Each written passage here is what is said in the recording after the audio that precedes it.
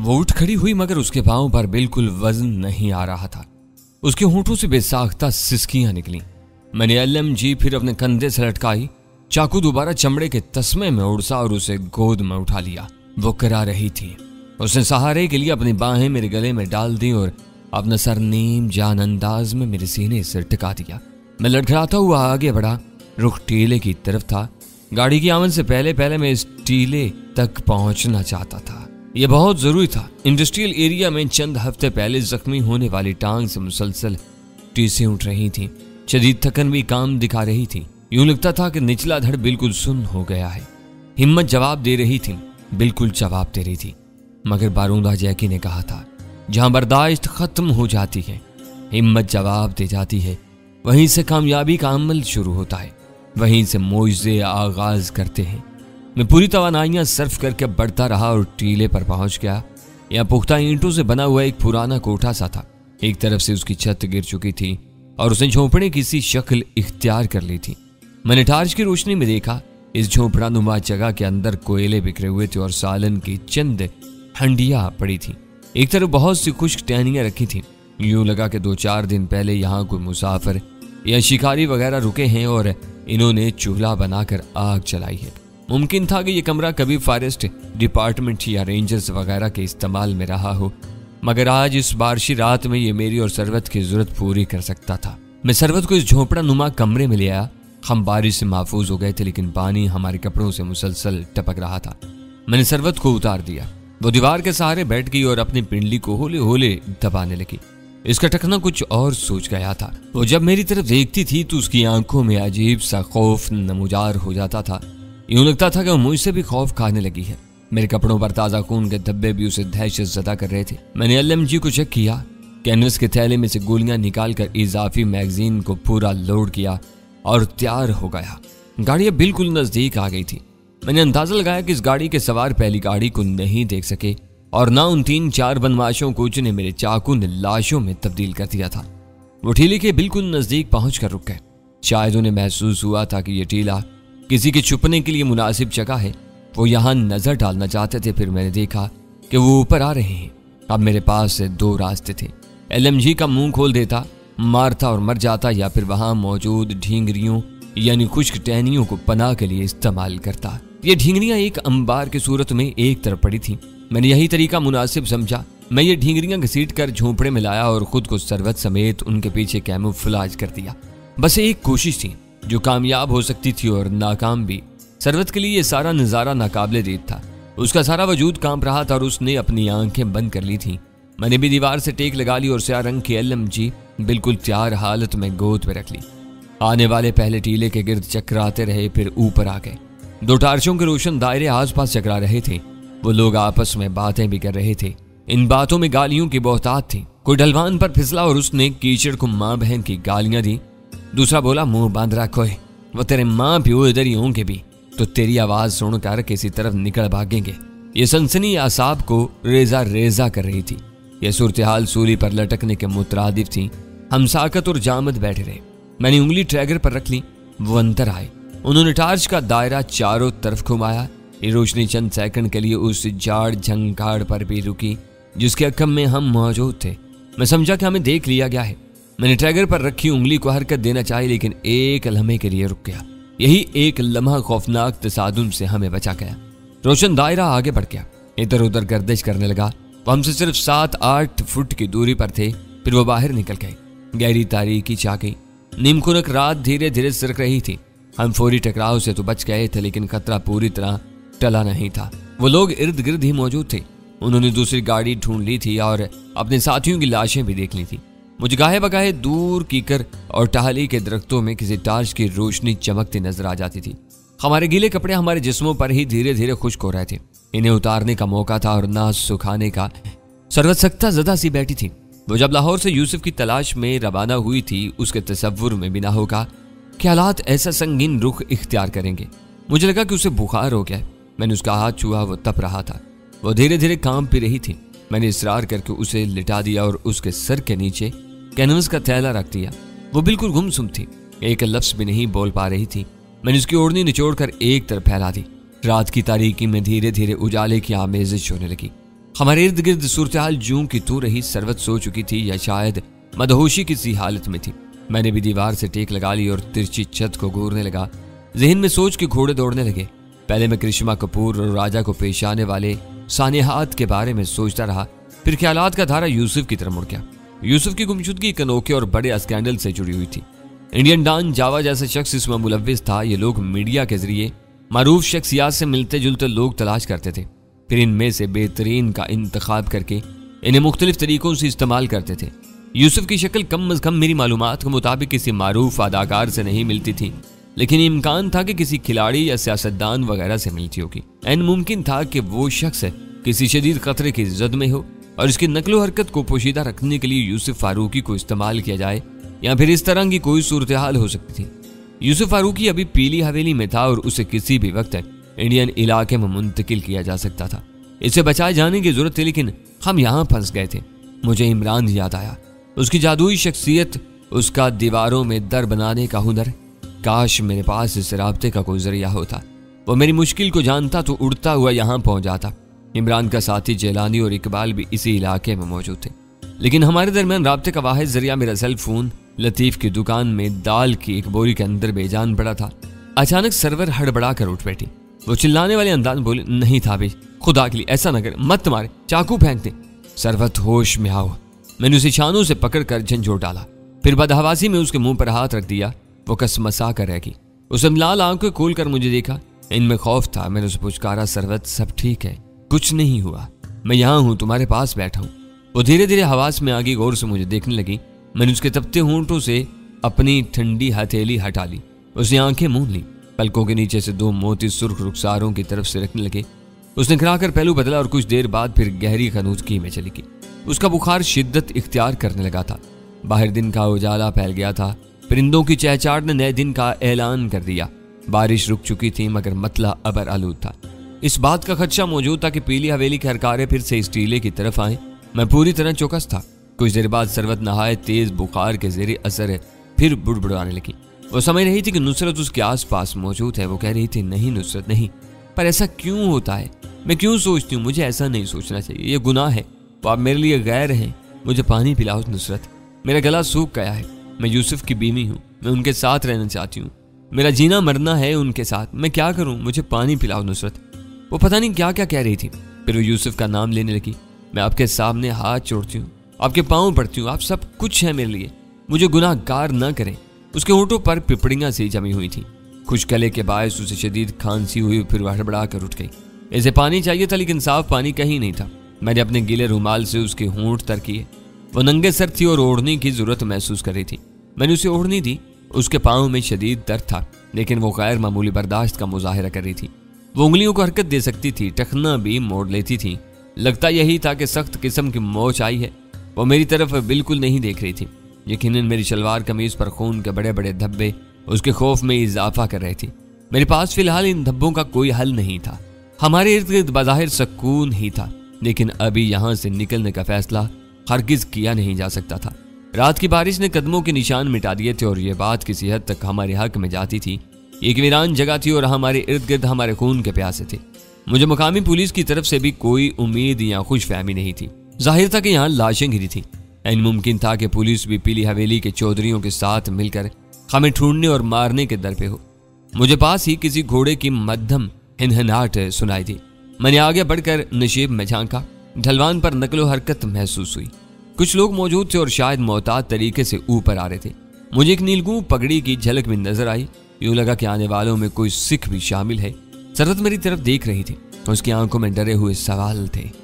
हम खुश्क टहनियों के अंबार के पीछे बिल्कुल बेहरकत बैठे हुए थे।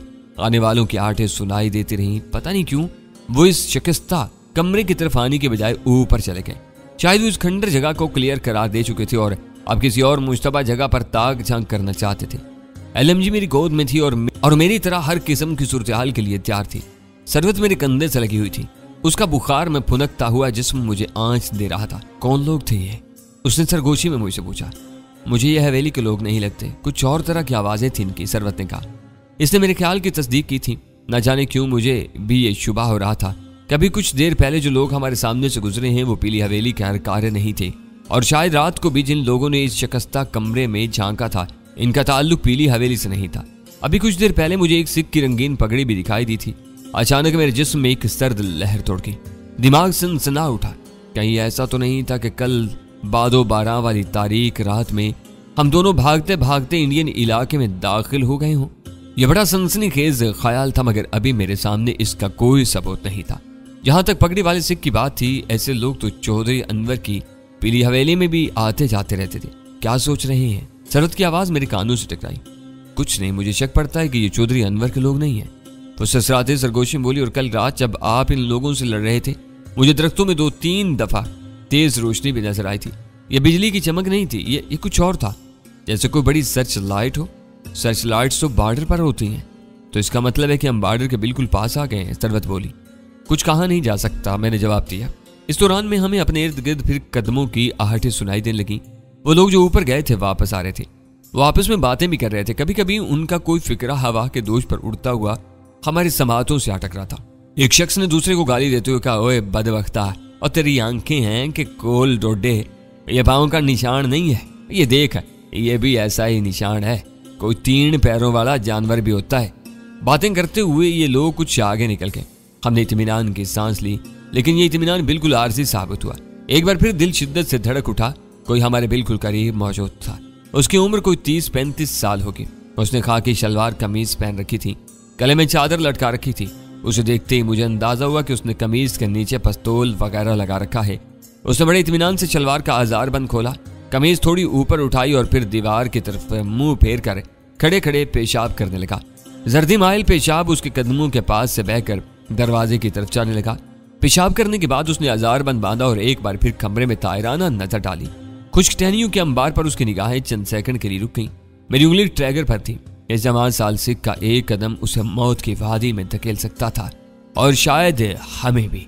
वो कुछ देर टहनियों को घूरता रहा, फिर बाहर चला गया। इस वक्त न जाने क्यों मुझे एक अजीब सा एहसास हुआ।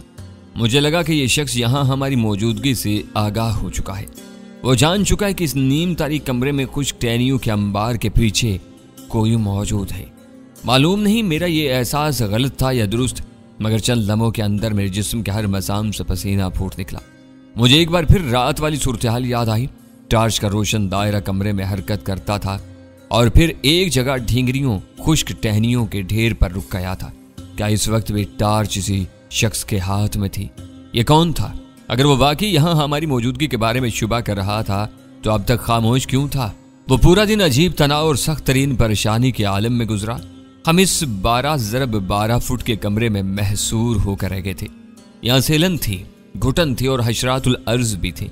सरवत के बाजू पर कोई नामालूम कीड़ा रेंग आया था और जिल्द सुर्ख हो गई थी। बुखार ने भी उसकी बुरी हालत कर रखी थी। ऊपर से टखने का दर्द था। वो बेमिसाल बर्दाश्त का मुजाहरा कर रही थी। बहरहाल वो औरत थी, गाहे बगाहे उसके होंठों से बेसाख्ता एक दर्द भरी आह निकल जाती थी। हमें कुछ मालूम नहीं था कि हम कहाँ हैं। हमारे इर्द गिर्द लोग मौजूद हैं, वो कौन है? और कल शब जो खून रेज हंगामा हुआ है, उसके नताइज हमारे लिए क्या निकलने वाले हैं? परेशानी में इंसान की भूख तो दब जाती है, मगर प्यास की शिद्दत महसूस होती रहती है। बुखार की वजह से सरवत को ज्यादा प्यास महसूस हो रही थी।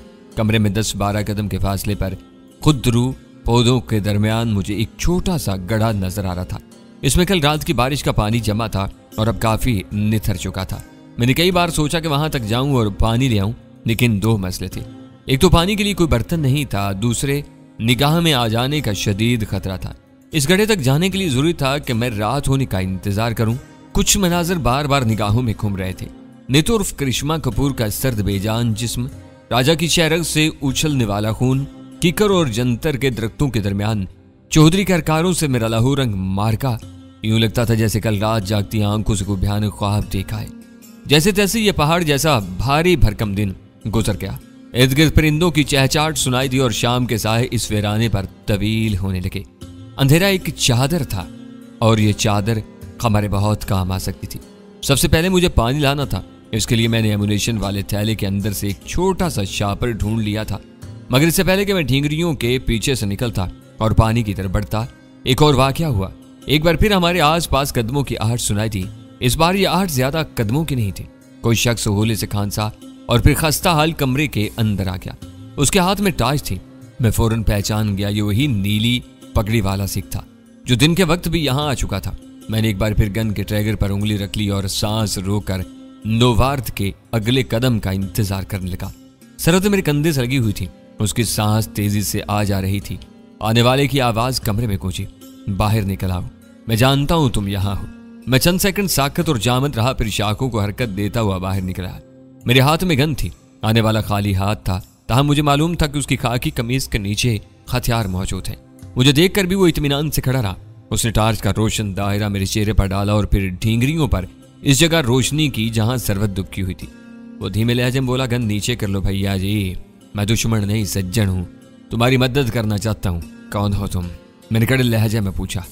जगत सिंह, पास के पिंड जोपुर का रहने वाला हूं। यहाँ पाकिस्तानी इलाके में क्या कर रहे हो? मैंने पूछा। वो अजीब अंदाज से मुस्कुराया। यही सवाल मैं तुमसे करना चाहता हूँ, तुम यहाँ हिंदुस्तानी इलाके में क्या कर रहे हो? हिंदुस्तानी इलाका? हाँ, वो दीवार से पूछ लगा कर बोला, तुम इस वेले बॉर्डर पार कर चुके हो और हिंदुस्तानी इलाके में हो। किसी भी वेले BSF वाले तुम पर झपटा मार सकते हैं, बड़े जहरीले होते हैं ये। तुम्हारे पास ज्यादा टाइम नहीं है यहाँ से निकलने के लिए। मैं सन्नाटे में रह गया। मेरा बदतरीन अंदेशा दुरुस्त साबित हुआ था, कम से कम अभी तो यही लग रहा था। उसने टार्च नीचे झुका ली और फिर बुझा दी। मैंने ध्यान से उसकी तरफ देखा।